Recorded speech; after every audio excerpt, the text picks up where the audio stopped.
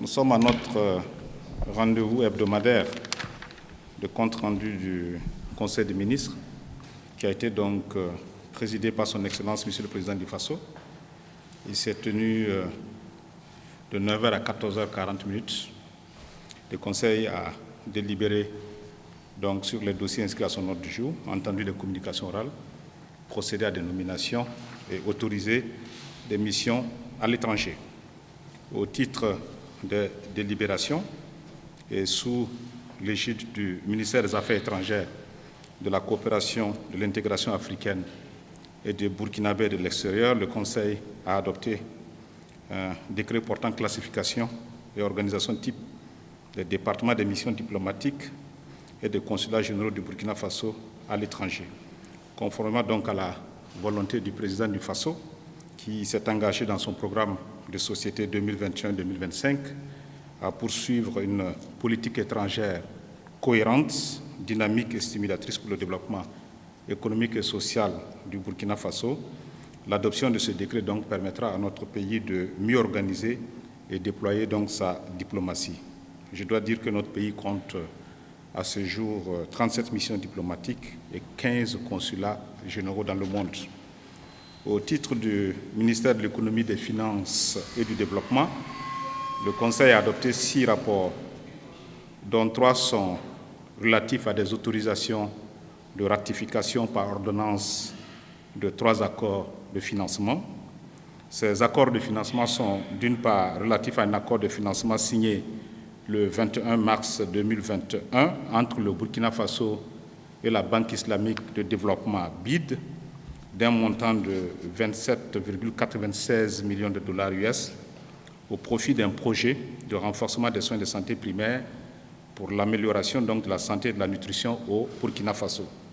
Ce projet de renforcement du secteur de la santé couvrira donc les régions sanitaires des Cascades, donc la région des Cascades, des hauts bassins, du centre-sud et de l'est de notre pays, et va viser de façon précise la construction et l'équipement de 25 CSPS, ce sont les centres de santé de promotion sociale, 100 postes de santé communautaires, et va équiper donc ou mettre en place 15 cliniques mobiles au profit des personnes déplacées internes.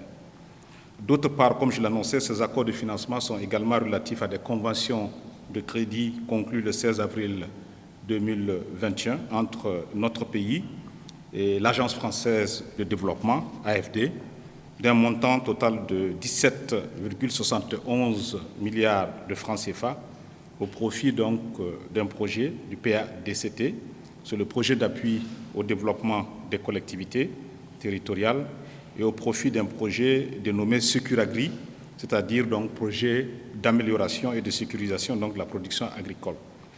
50 communes sont concernées donc par ces financements. Ce sont les 50 communes qui se situent donc dans la région de l'Est et celle de la boucle du Mouhoun. Donc les bénéficiaires de ces 2 régions sont également les bénéficiaires de ce projet. Le 4e rapport pour le compte de ce ministère en charge des Finances est relatif à un décret modificatif d'un précédent décret, numéro 2008-715 du 17 novembre 2008. Et ce décret de 2008 était relatif à la création d'un Fonds national de solidarité. Ainsi donc modifié, le Fonds national de solidarité devient donc le Fonds national de solidarité et de résilience sociale. Donc ce fonds aura désormais pour mission de contribuer à la prise en charge et à la résilience des personnes et des groupes sociaux vulnérables ou en détresse, tout en finançant donc les actions humanitaires. Il s'agira, par cette modification, de permettre le financement des initiatives d'autonomisation des personnes et des groupes vulnérables. Le 5e rapport, au titre toujours du ministère en charge de l'économie et des finances, est relatif à un décret portant donc création de l'École nationale supérieure, ENS. Cette école normale supérieure regroupe désormais l'ancien Institut des sciences, IDS, et l'ancien NSK, l'École normale supérieure de Koudougou. Et cela par un souci de rationalisation et d'efficacité. Le 6e rapport, toujours au titre du ministère de l'Économie et des Finances, est relatif à un projet de loi de règlement et du projet de compte général de l'administration des finances au titre du budget de l'état d'exercice 2020. Ce qu'il faut savoir, le projet de loi de règlement retrace en général les autorisations en matière de recettes et de dépenses du budget général et des comptes d'affectation spéciale, retrace aussi l'état d'exécution en recettes et en dépenses du budget général et des comptes d'affectation spéciale, retrace également l'état d'exécution des opérations de trésorerie et retrace enfin, ou du moins présente, le résultat d'exécution des lois de finances. Quant au projet de compte général de l'administration des finances, il retrace les opérations d'exécution du budget à travers donc la balance générale des comptes du Trésor et des états financiers que sont le bilan, le compte de résultat, le tableau des opérations financières du Trésor, en abrégé TOFT, et naturellement le Conseil a marqué son accord pour la transmission du dit projet de loi à l'Assemblée nationale. Au titre du ministère de la Justice, des Droits humains et de la promotion civique, le Conseil a adopté donc 2 décrets portant respectivement nomination d'une part et renouvellement des membres de la Commission nationale de l'Organisation pour l'harmonisation du droit des affaires, OHADA. Le premier décret nomme 13 membres pour un premier mandat de 3 ans et le deuxième décret donc porte renouvellement de 14 membres pour un dernier mandat de 3 ans. Ces nominations sont conformes aux dispositions du décret numéro 2016-569 du 28 juin 2016 et qui portait création, attribution, organisation et fonctionnement de la Commission nationale de l'OHADA. Au titre du ministère de la Santé, le Conseil a adopté un décret portant création, attribution, organisation et fonctionnement du Conseil national de la nutrition. Le Conseil national de la nutrition est désormais présidé par son Excellence, Monsieur le Président du Faso, et cela donc traduit l'évolution de la gestion multisectorielle du défi de la nutrition dans notre pays. Le Conseil national de la nutrition ainsi créé se veut un cadre de concertation multi-acteurs pour la réduction de la malnutrition au Burkina Faso, et cela sous toutes ses formes. Au titre du ministère de l'Enseignement supérieur, de la recherche scientifique et de l'innovation, le Conseil a adopté donc un décret. Ce décret porte approbation des statuts de l'École normale supérieure, tantôt créée sous la rubrique du ministère de l'Économie et des Finances. Cette École normale supérieure est un établissement d'enseignement supérieur, de formation professionnelle et de recherche. Elle a pour mission la formation initiale et continue des personnels d'enseignement, les professeurs des lycées et collèges, des personnels d'encadrement, puisqu'il y en a également, et des personnels d'animation de la vie scolaire, d'orientation scolaire et professionnelle de notre pays.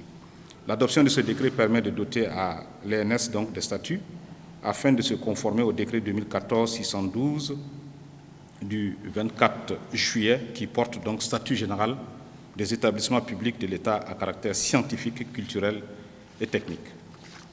Au titre du ministère de la Femme, de la Solidarité nationale, de la Famille et de l'Action humanitaire, le Conseil a examiné un rapport portant sur la situation humanitaire donc, de notre pays, consécutivement certainement à la situation également sécuritaire.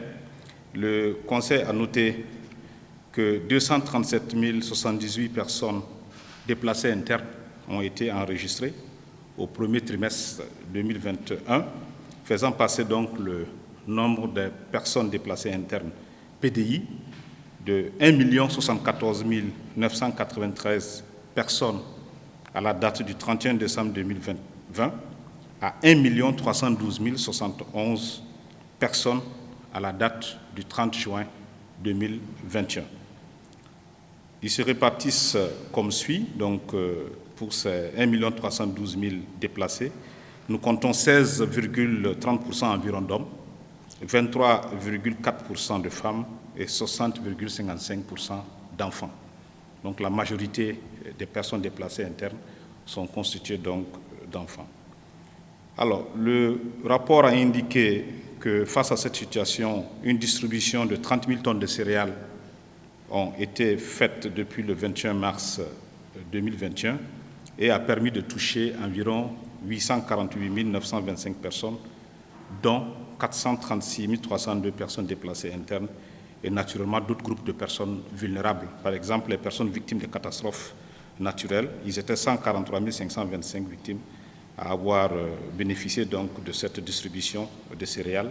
Et puis, il y a eu également bien d'autres distributions qui ne sont pas de céréales, mais qui sont des matériels nécessaires donc à l'installation des PDI. Il reste donc des défis, naturellement, et ces défis sont estimés à un peu plus de 8 milliards de francs CFA.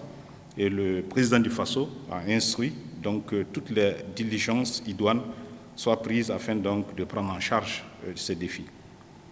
Au titre de ce ministère en charge de la solidarité nationale, de la famille et de l'action humanitaire, le Conseil a adopté un décret qui porte donc approbation des statuts du Fonds national de solidarité et de résilience sociale. Et cela, naturellement, est conforme au cadre juridique donc, des établissements publics et des fonds nationaux.